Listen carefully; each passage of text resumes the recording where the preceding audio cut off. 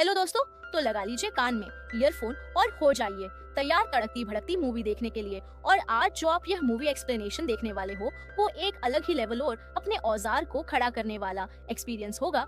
हाँ, चैनल को सब्सक्राइब नहीं किया हो तो जल्दी से चैनल को सब्सक्राइब कर दो। और मूवी की स्टार्टिंग में हम बॉबी नाम की लड़की को देखते हैं जो कि अपने बॉयफ्रेंड कायो को काफी ज्यादा मिस कर रही है। वो इसलिए कि कायो काफी दिनों से उससे मिल नहीं पाया, इसलिए वह कायो को मैसेज भी कर रही थी। तभी हम देखते हैं चुपके से कायो आकर उसे सरप्राइज दे देता है और उसे शादी के लिए प्रपोज भी कर देता है। इसके बाद बॉबी शादी के लिए हाँ कर देती है। इसके बाद इन दोनों का गप्पा गप शुरू हो जाता है, जिसे देख आप लोगों के अरमान जाग उठेंगे। और अगले सीन में हम देखते हैं बॉबी अपनी शादी के लिए ड्रेस ले रही है।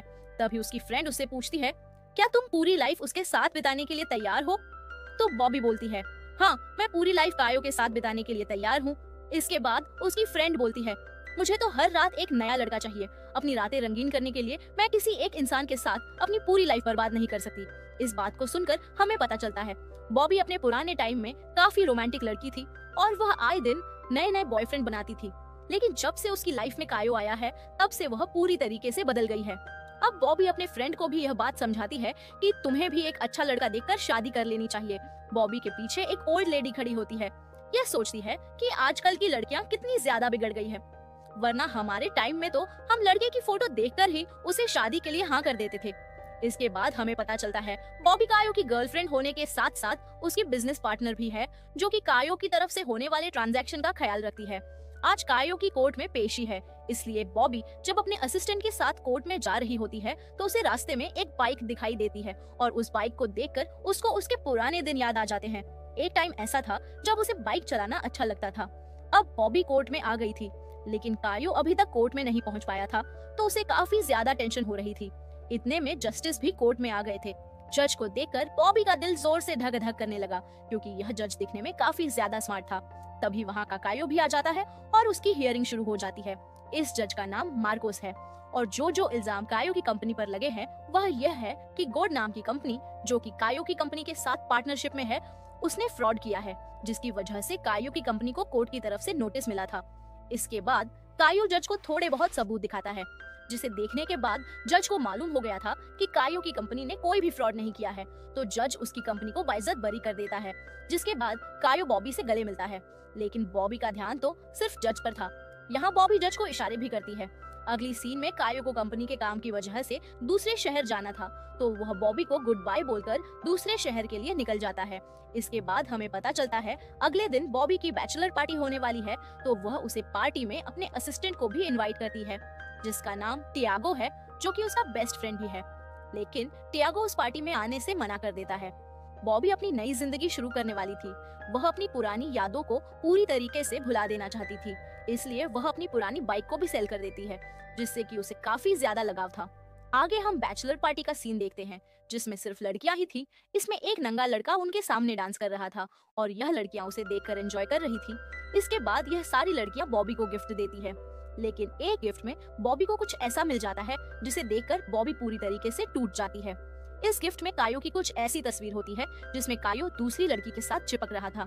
इसके बाद बॉबी अपने आप को वॉशरूम में लॉक कर लेती है, जिसकी वजह से उसकी फ्रेंड काफी ज्यादा परेशान होकर टियागो को कॉल कर देती है। थोड़ी ही देर में टियागो वहां आ जाता है। टियागो उसे समझाता है, जिसके बाद बॉबी बाथरूम से बाहर आ जाती है। लेकिन बॉबी अब कायो से बदला लेना चाहती थी। बदले की चाहत उसे कायो के ऑफिस में ले आती है।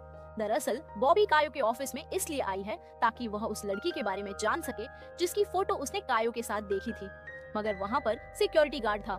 वह उन तीनों को अंदर आने नहीं दे रहा था, तो यह तीनों उसे कन्विंस करने में लग जाते हैं और उसे बताते हैं कि बॉबी की शादी तुम्हारे मालिक के साथ होने वाली है, इसलिए बॉबी तुम्हारे बॉस के लिए कुछ सरप्राइज लेकर आई है, इसलिए तुम हम तीनों को अंदर जाने दो ताकि हम तुम्हारे बॉस के लिए सरप्राइज रख सके। उनकी बात सुनकर सिक्योरिटी गार्ड उन्हें अंदर जाने की परमिशन दे देता है, लेकिन वह सिक्योरिटी गार्ड भी उन तीनों के साथ ही जाने वाला था। अगर वह सिक्योरिटी गार्ड इन तीनों के साथ रहेगा तो बॉबी कायो के ऑफिस में चेकिंग नहीं कर पाएगी, इसलिए उसे इन सब से दूर रखने के लिए बॉबी की फ्रेंड सिक्योरिटी गार्ड को दूसरे कमरे में लेकर चली जाती है और उसके साथ खपाखप करने लग जाती है। दूसरी तरफ बॉबी कायो के ऑफिस में चेकिंग कर रही थी, तभी उसे उस लड़की के बारे में मालूम हो जाता है और साथ ही यह भी मालूम हो जाता है कि कायो का उस लड़की के साथ 2 साल से रिलेशनशिप है और जो गिफ्ट कायो बॉबी को दिया करता था, सेम वही गिफ्ट कायो उस लड़की को भी दिया करता था। इतना सब मालूम होने के बाद बॉबी को काफी ज्यादा गुस्सा आ जाता है और वह उन सब चीजों को तोड़ने में लग जाती है जो कायो को काफी ज्यादा अच्छी लगती थी। चीजों की टूटने की आवाज सुनकर गार्ड को काफी अजीब लग रहा था और उसे शक भी हो रहा था, लेकिन बॉबी की फ्रेंड उसे बिजी रखती है। थोड़ी ही देर में वह चारों अपने अपने कमरे से बाहर आ गए थे तो गार्ड उनसे पूछता है, क्या तुम्हें कुछ टूटने की आवाज सुनाई दे रही थी? तो वह तीनों गार्ड को मना करके वहाँ से चले जाते हैं।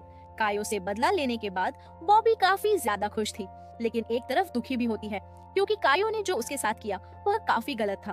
थोड़े दिन गुजर जाते हैं लेकिन बॉबी अभी तक कायो को नहीं भूल पा रही थी और उसे उसकी यादें अभी तक सता रही थी, जिसके कारण उसने अब नशा करना भी शुरू कर दिया था। एक सुबह जब उसकी फ्रेंड उससे मिलने के लिए आती है तो वह पूरी तरीके से नशे में थी। बॉबी की कंडीशन देखकर उसकी फ्रेंड उसे नया मेकओवर देने के लिए ले जाती है। यह नया मेकओवर बॉबी पर काफी ज्यादा अच्छा लग रहा था और अब बॉबी ने डिसाइड कर लिया था वह कायो के साथ बिजनेस पार्टनरशिप खत्म कर देगी। इसके बाद बॉबी जज के पास जाती है अपनी फाइल लेने के लिए, जो कि वह थोड़े दिन पहले कोर्ट में भूल गई थी। बॉबी को इस लुक में देखकर जज भी उस पर फिदा हो जाता है। जज से मिलने के बाद जैसे ही बॉबी बाहर आती है, यहाँ उसे कायो मिल जाता है जो कि उस पर गुस्सा कर रहा था, साथ ही उसे माफी भी मांग रहा था। लेकिन बॉबी अब उससे बात नहीं करना चाहती थी। वह उसे वहाँ से जाने के लिए बोलती है, मगर कायो उसकी बात नहीं मान रहा था। तभी वहाँ जज आ जाता है और कायो जज को देखते ही निकल जाता है। अगली सीन में हम देखते हैं मार्कोस और बॉबी एक क्लब में आ गए हैं जहाँ वह दोनों शराब पी रहे थे। वहाँ वह थोड़ी बहुत बातें करते हैं। तभी हम देखते हैं कि जज किसी लड़की की तरफ देख रहा था और बॉबी इस पर नोटिस करती है। तभी वह उस लड़की से बात करने चला जाता है और बॉबी भी क्लब से बाहर आ जाती है। इसके बाद बॉबी अपनी फ्रेंड को आज जो भी उसके साथ हुआ उन सब के बारे में बता रही थी। यह भी बोलती है, तुमने सही कहा था, किसी एक लड़के के साथ पूरी जिंदगी नहीं गुजारनी चाहिए। हर रोज एक नया लड़का ढूंढो और उनके साथ एंजॉय करो और अपनी जिंदगी मजे से जियो। अब बॉबी अपने घर पर आ गई है जहाँ उसके घर का मैन डोर खुला हुआ था और जैसे ही बॉबी अंदर आकर देखती है उसके घर पर सारा सामान फैला हुआ था।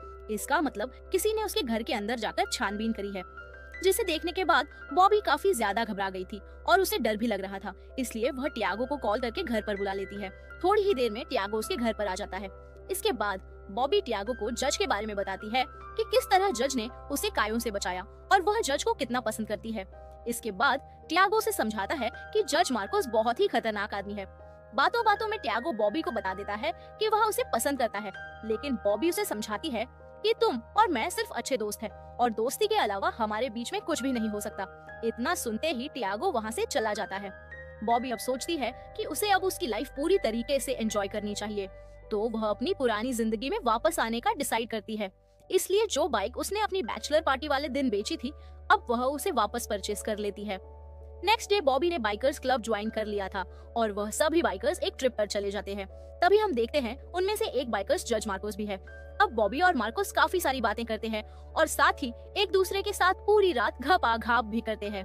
सुबह होते ही जज मार्कोस कहीं चला जाता है। एक बाइकर जाकर बॉबी को बोलता है कि यह मार्कोस बहुत ज्यादा अजीब इंसान है, तो तुम इससे दूर रहो। ये सुनकर बॉबी को काफी अजीब लगता है। अगली सीन में हम देखते हैं कि बॉबी अपने ऑफिस में होती, तभी उसके पास एक ईमेल आता है जिसके अंदर उसकी और जज की वीडियोस थी, जिसमें वह घपा घाप कर रहे थे। ये वीडियो देखने के बाद बॉबी को काफी ज्यादा टेंशन हो जाती है।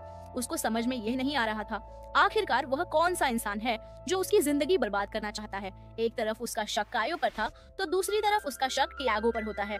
थोड़े दिन गुजर जाते हैं और हम देखते हैं बॉबी ने कायो का लैपटॉप अनलॉक कर दिया है और लैपटॉप अनलॉक होने के साथ ही उसे कायो के काले कारनामों का पता चल जाता है, जिस फ्रॉड की वजह से कायो की कंपनी कोर्ट में गई थी।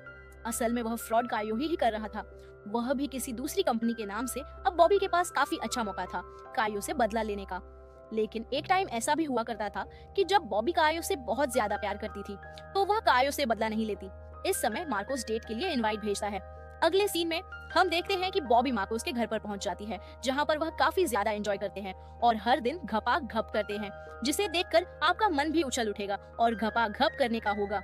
अब बॉबी ने मार्कोस के साथ ही रहना शुरू कर दिया था। एक रात वही औरत मार्कोस से मिलने के लिए आती है जिसे हमने मूवी की